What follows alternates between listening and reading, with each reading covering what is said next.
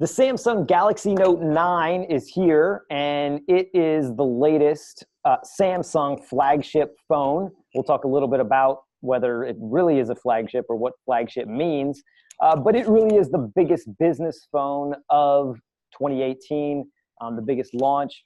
Larry Dignan was there, and so Larry, you and I are going to talk a little bit about what this phone has to offer and sort of the leading features, all the good stuff. Yeah, so I got to play with the phone a little bit. Basically, it's very similar to the Note 8, except they've added a few key business features that may be compelling enough for a business user to upgrade. So we can walk through those. Yeah. Biggest thing is, at least the biggest thing to me, is they gave the S Pen Bluetooth. So as a result, you can kind of use this to switch slides around. You can use it to trigger your camera. You can, basically it's like a nice big remote control. And what gets interesting here is it'll work with Office on Android, and it works with a lot of the apps that are already on the phone. But in September, they're launching a software developer kit to basically allow enterprises and developers to customize it. So to come up with other uses for the S Pen. And to me, that's kind of interesting just from a, company perspective, because you can find new ways to do this. The other key thing they did here is they doubled the storage. You can get 512 gigs of storage now. And then if you add the SD card, you could basically get to a terabyte of storage. So the world's first terabyte storage phone. Yeah, pretty much. Pretty impressive. That's pretty awesome. Also in that higher version, that 512 version, also includes 8 gigs of RAM too, right? So we're the lower version, the 128 storage version, 128 gig storage version has 6 gigs of RAM. The higher version has 8 gigs of RAM, which is one of the first phones with that much RAM. Yeah, and what's interesting there, and what the Samsung execs were talking about was, part of that is because of DeX, which is that desktop docking sort of system they have. Yeah. Although dock is sort of a misnomer because it's really all software driven. But as far as virtual desktops and things like that, you kind of need the computing power. So, I haven't done the bake-off with, terabyte of storage and 8 gig of RAM with a Snapdragon chip, but it probably competes with a lot of the laptops out there. So that's a very interesting use case that from a company perspective, it's pretty cool. They also talked about the camera. The camera's similar to last year. They did move the fingerprint sensor to the bottom, so it's a little more intuitive. But the other key thing here is that they added intelligent scenes. So if you're a real estate photographer, you're a real estate agent, you're taking pictures of a house or whatever, it'll recognize your context. It'll recognize what you're in, and it'll change the settings to that context. So whether you're outside, whether you're inside, whether you're doing sports, all that stuff kind of gets adjusted on the fly for you. And, when you saw the resolution, it was pretty cool. But from a business use case, the idea is that you don't have to go back and go, you don't have to leave someplace and go, this photo sucks, and then go back and take it over.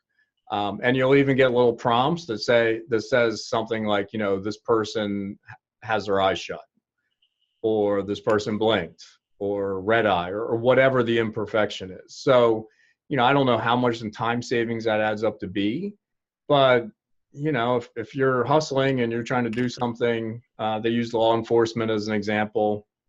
You're trying to capture a scene. It's pretty interesting, but all this stuff's very business focused. Yeah. So Larry, that interesting thing about the camera is essentially using some machine learning, some AI to help you take better photos. And a lot of the other cameras have tried to use that as a marketing pitch, Huawei and others. But with the prompts and some of that stuff, Samsung's making it more, a little more in your face in terms of trying to use AI to basically fix your photos or help you, take the right photo, realize some of the sort of simple things you might have gotten wrong so that you can redo it. So it's definitely a different approach than like Huawei and some of the others. Yeah, and the other thing that's interesting here is Samsung has a neural network on their phone. So you don't need connectivity for it to figure this stuff out. So that's also pretty interesting use of machine learning without being connected. Yeah. So that's also handy too. It's like edge computing, basically. Edge computing in a phone. Pretty interesting. Yeah, you could kind of accelerate it and take it to that point. And it's it's an interesting phone from a business perspective. And that's what gives me pause. Because okay. Why is that? When Samsung reported earnings, a few weeks ago, they talked about slowing S9 sales, and they talked about how they moved the Note 9 up to sort of juice sales, and they talked about, reasonable prices and, competing at the low end and the high end. And, it's tough sledding for them. It's tough sledding in Android devices anyway. Yeah. And they talked about, the Note 9 is a flagship device. Their next big thing, so to speak. And, I think the problem I have is if you are not wedded to a stylus, I'm not sure there's enough differentiation here. The S Pen's the big thing. Dex is the other big thing. Storage is a big thing. But if you're average consumer, average prosumer, I'm looking down market. I'm looking at these really cheap Android phones with good cameras and, more often than not, pure Android. And, it just kind of looks like a better deal. So I question whether this can be a mainstream device. Because, when you're in the wild, I don't see people walking down the street in New York with their stylus out. Yeah. I mean, me, but I'm a dork, right? So I'm a Note fan, I'm a Note user, but, the average bear isn't like that. So that's the problem. So that Dex, one interesting thing is the Dex, with this one, it's just based on a dongle. You don't have to use a dock, right? So that is one of the things they're trying to make Dex a little easier, so you can take that dongle with you anywhere. Not that people love carrying around dongles, but it's better than carrying around a whole dock, and you could sort of plug it in any computer that you go to. Yeah, and frankly, that was one of my big hangups with Dex. Okay. Aside from, I don't think the software is mature enough yet. I found the apps kind of limiting. But generally speaking, the big thing was like, okay, so I got to carry a phone, and I had to carry this pad or this dock, and it was kind of a drag, right? So now it's a dongle, it's a USB-C to HDMI, you plug in your monitor, the Bluetooth can connect up to 7 devices, so that easily covers your S Pen, your keyboard, and your mouse. Probably your headsets too, if you really want to. Although they kept the headset jack, which I'm for. Best feature.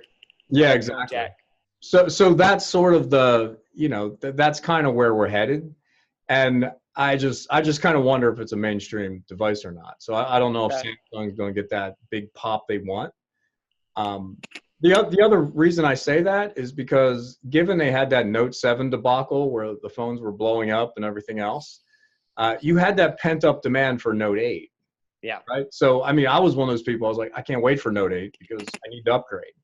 But you got those people through the pipeline. So now if you're a Note fan, you have Note 8, it's a year old, and you're looking to Note 9, you're like, I kind of like it, but it comes down to money basically.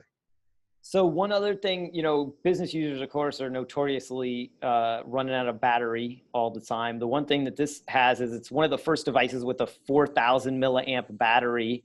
So pretty serious on the battery life. Not that like you said, the Note 8 still pretty good battery, big battery too.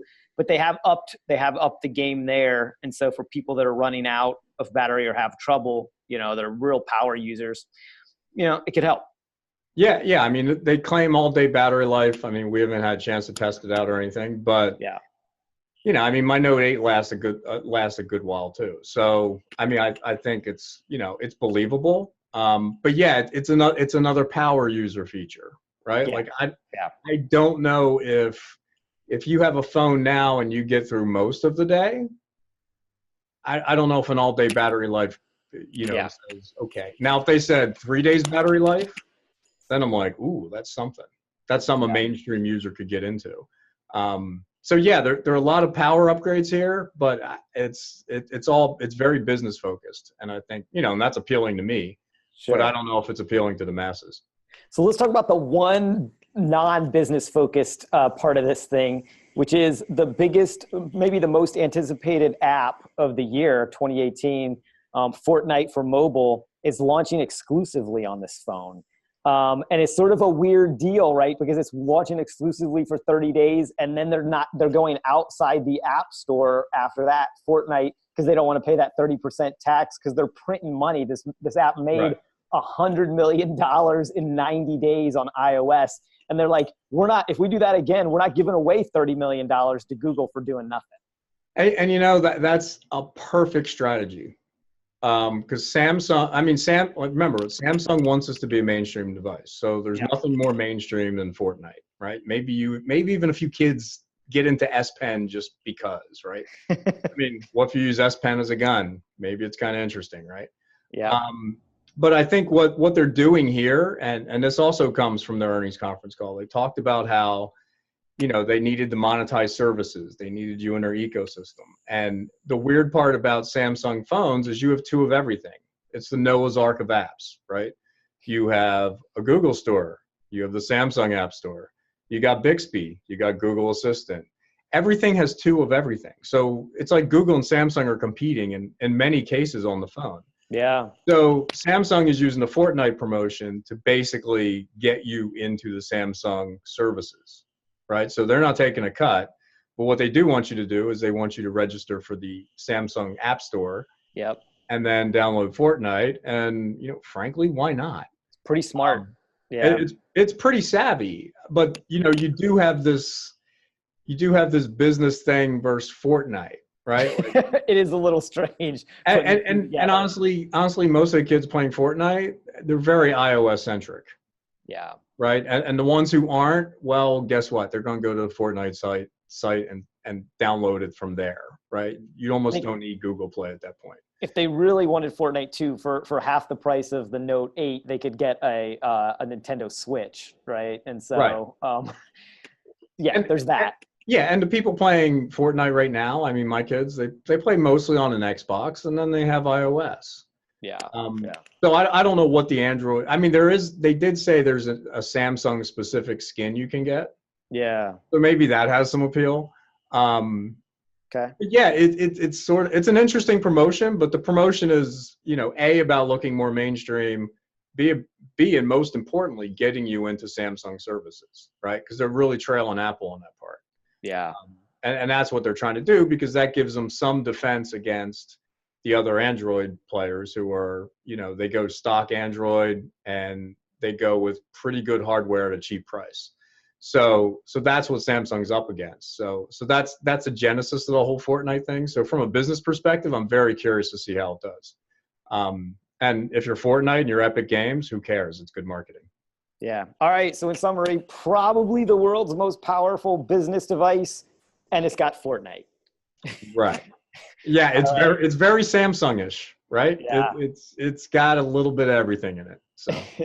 Very good. All right, Larry. Thanks for this, and of course, for readers that want to learn more about the Galaxy Note 9, we're gonna have a lot on ZDNet and Tech Republic, as well as our sister sites, CNET and Download.com. So follow all the links.